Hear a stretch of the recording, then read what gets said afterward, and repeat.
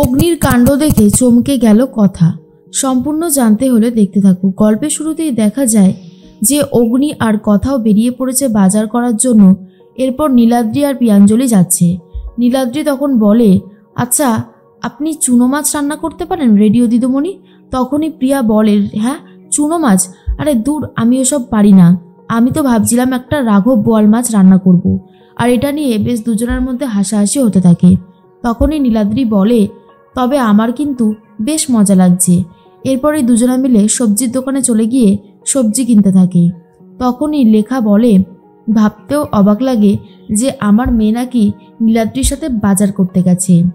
এই গেম শোটার জন্য অনেক কিছুই দেখা সম্ভব হচ্ছে, যেগুলো হয়তো দেখার কথা কোনোদিন ছিলই না। এরপর সবাই তো টিভিতেই প্রোগ্রামটা দেখতে থাকে। তার মধ্যে জিকো আর রি দুজনে মিলে বেরিয়ে পড়েছে। জিকো তখন বলে, এই আমি তো কোনোদিন সেভাবে বাজার করিই নি, সব কিছুই তো অর্ডার দিয়ে দিতাম ওই দেশে আর চলেও আসতো বাড়িতে। এবার আমি কি করব বলতো? রি তখন বলে, আমিও তো সেটাই ভাবছি, আমিও তো কোনোদিন এসব কিছু করিনি, আমি কি করে জানবো বল? জিকো তখন বলে, একটাই উপায় আছে, সামনের মুদিখানার দোকান থেকে চল কিছু কিনে নিই। এরপরে মুদিখানার দোকান থেকে গিয়ে সস কিনতে থাকে, ময়দা কিনতে থাকে। আর এইসব দেখার পরেই কর্তা দাদু বলে, আরে এইসব দিয়ে কি করবে এই ছোড়াটা, কিছুই তো বোঝা যাচ্ছে না। এদিকে অগ্নি আর কথার মধ্যে তো ঝামেলা বাড়তে থাকে। অগ্নি তখন বলে, কিরে তুই বাজার করেছিস? তখনই কথা বলে, করেছি তো, এই দেখুন মাছের ডিম করেছি, সবজি করেছি, আপনি কি করেছেন? কথা শুনে অগ্নি বলে, আমি এই যে মাছ নিয়ে এসেছি। কথা তখন বলছে, আপনি তো নিশ্চয়ই দাম দর করে নিয়ে আসেননি, আপনি যা দাম বলেছে তাই দামই দিয়ে দিয়েছেন তাই না?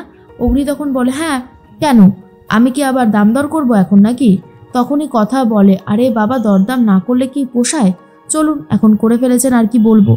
এরপরে জুনি আর আক্কিও বাজার করে ফেলেছে। সবাই মিলে বাজার করে এবারে যাচ্ছে স্টুডিওর দিকে। আর অন্যদিকে তখনই ছোটকা ফোন করেছে মিস্টার রায়কে আর বলে, সত্যি আপনার কোনো জবাব নেই, আপনার জন্যই কথা আর এভি দুজনে এক হয়ে যাবে, আমরা এটাই আশা করছি। মিস্টার রায় তখন বলে, নিশ্চয়ই হবে, কেন হবে না, দেখবেন একদিন ওরা একে অপরকে এতটাই ভালোবাসবে যে হারানোর ভয় পাবে। এরপর সবাই মিলে আবারও দাঁড়িয়ে পড়েছে নিজেদের ডেস্কে। আর তখনই জিকো আর ঋতুকে দিয়ে শুরু করা হয়। জিকো আর ঋতুকে দেখানো হয় যে তারা কিনেছে ময়দা, সস, কেচাপ এসব, আর এগুলো দিয়ে কি রান্না করা যেতে পারে। এভিকে জিজ্ঞেস করা হয়, কিন্তু এভি তখন বলে, সব দিয়ে সত্যি কথা বলতে গেলে কিছু হবে না। তার মধ্যেই কথা আর অগ্নিকে জিজ্ঞেস করা হয় কি বাজার করেছে। কথা তখন বলে, এই তো এখানে মাছের ডিম রয়েছে, সবজি রয়েছে, আর এখানে মাছ রয়েছে। তখনই সঞ্চালিকা বলে, যাক খুব ভালো করেছেন আপনারা। এর মধ্যে জুনি আর আক্কিরটা দেখা হয়। জুনি আর আক্কি তো লুচি মাংস করবে বলে সব নিয়ে এসেছে। আর লুচি মাংস করার জন্য যা যা লাগে সব নিয়ে আসায় সবাই আগে থেকেই বুঝে গেছে কি মেনু হতে চলেছে। তারপর লাস্টে প্রিয়া আর নীলাদ্রিটা দেখা হয়। ওরা তো চুনো মাছ কিনেছে, আর সেটা দেখার পরেও সব ঠিক আছে, কিন্তু এই রাউন্ডে বাদ হয়ে যায় জিকো আর রি। তার মধ্যেই অগ্নি তখন বলে, এক একটা রাউন্ড করে আমরা এগিয়ে যাচ্ছি ঠিকই, কিন্তু এই গেম শোটায় অংশগ্রহণ না করলে আমি জানতেই পারতাম না যে তোর সাথে আমার এত অমিল রয়েছে। কথা মনে মনে ভাবে, পাচক মশাই সবসময় যে আমার সাথে কেন এই কথাগুলো বলে বুঝতে পারি না। আচ্ছা উনি কি বোঝে না যে আমার এতে অনেকটা কষ্ট হয়? তার মধ্যে অগ্নি তখন বলে, কিরে কি ভাবছিস কি এত বলতো, আমি তো বুঝতে পারছি না। এর মধ্যেই জুনি তখন বলে, আমরা ভালোই করেছি যে এখানে আমরা অংশগ্রহণ করেছি, কারণ আমার মনে হয় যে এই গেম শোটাতে অংশগ্রহণ করার ফলেই আমাদের কথা আর আমাদের অগ্নিদার মিলটা আস্তে আস্তে হয়ে যাবে। আর তখনই আক্কি বলে, ঠিক বলেছেন। কর্তা দাদু বলে, আমি খুব করে চাইছি অঙ্কিত দাদুভাই জিতুক। তখনই কর্তা দাদুর কথা শুনে কর্তা দিদা বলে, কেন আমার কথা মা কি ফেলনা নাকি, সে হেরে যাবে কেন?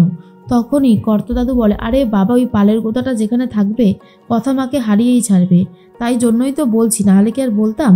এর মধ্যেই চিত্রা মনে মনে ভাবে, যদি আমার সাথে আমার ছেলের সাথে ওই জুনিটা না থাকতো তাহলে আমার ছেলেই জিততো, সেটা আমি খুব ভালো মতন জানি।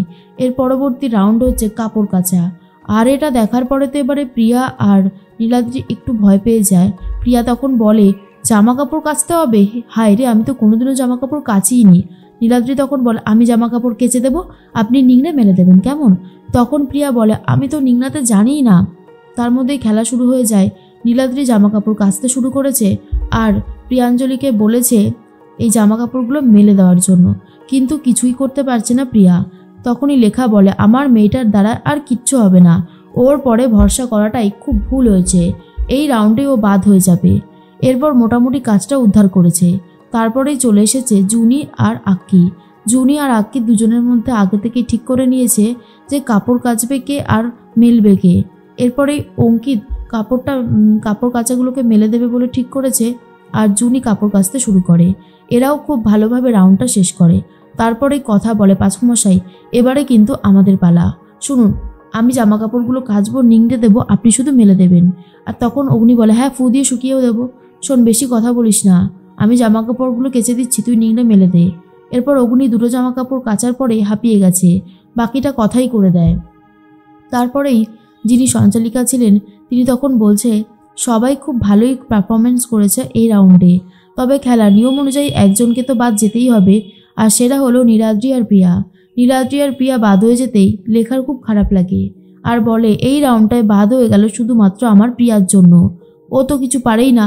অনেক দিন আগে বলেছিলাম শিখতে, কিন্তু আমার কথা পাত্তাই দেয়নি। আজ যদি শিখতে পারতো তাহলে একটা ভালো পুরস্কার জিততে পারতো। যাই হোক, আমাদের অগ্নি আর কথা তো আছে, শেষ পর্যন্ত ওরাই জিতবে। এর মধ্যে এই রাউন্ডটা তো শেষ হয়ে গেছে, এবারে রান্না করার প্রতিযোগিতা শুরু হবে। তখনই অগ্নিকে বলা হয় আপনি তাহলে আজকে কি রান্না করতে চলেছেন?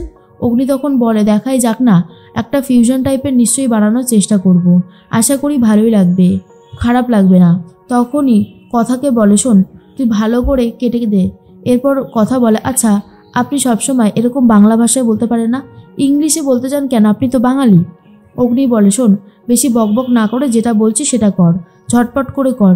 কথা কিছুতেই খাবারে ময়দা দিতে চাইছিল না।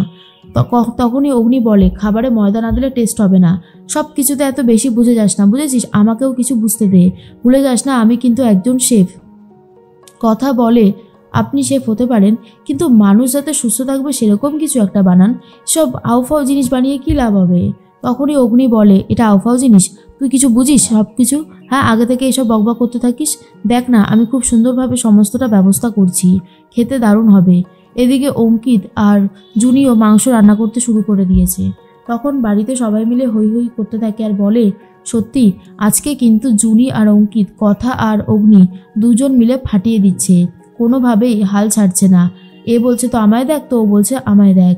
এর মধ্যে চিত্রা ভাবে সব কিছুর জন্য এই জুনিটা দায়ী, ও যবে থেকে আমার ছেলের জীবনে এসেছে তবে থেকে আমার ছেলের জীবনে ভালো কিছু হচ্ছে না, সব কিছু খারাপই হচ্ছে, এটা আমি বুঝে গেছি। এদিকে রান্না কমপ্লিট আর কথা তখন বলে বাহ, দেখতে তো সুন্দরই হয়েছে। অগ্নি তখন বলে আর খেতেও সুন্দর হবে, বুঝেছিস? তুই আর এসব নিয়ে মাথা ঘামাস না।